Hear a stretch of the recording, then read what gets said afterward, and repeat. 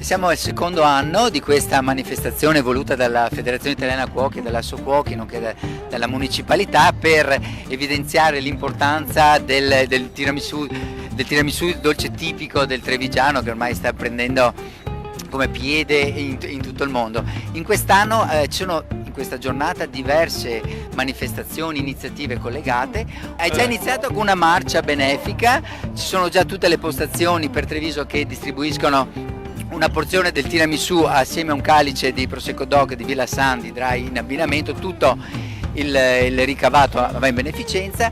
Diverse iniziative, dicevamo, una di queste è il concorso per le scuole alberghiere di Treviso, che vediamo qui alle nostre spalle, già schierati perché stanno per partire proprio tra pochi minuti. Infatti facciamo la diretta proprio prima di iniziare il concorso che l'altro anno era solo per le scuole, per le classi di cucina.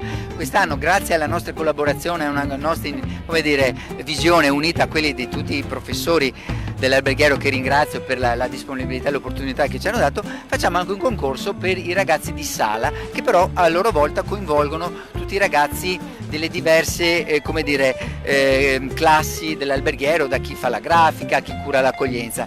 Quindi proprio l'abbiamo chiamato del servizio concorso della mescita e del servizio in sala. Ma infatti dopo vi faremo vedere, perché c'è qui alle nostre spalle un'area come dire, rialzata, dove c'è proprio come dire, ristorante, una zona ristorante, e dove c'è anche una bella giuria che tu hai, importantissima che abbiamo giuria, qui intorno a noi, che ringrazio. Qui abbiamo tutte le personalità di spicco di Ice.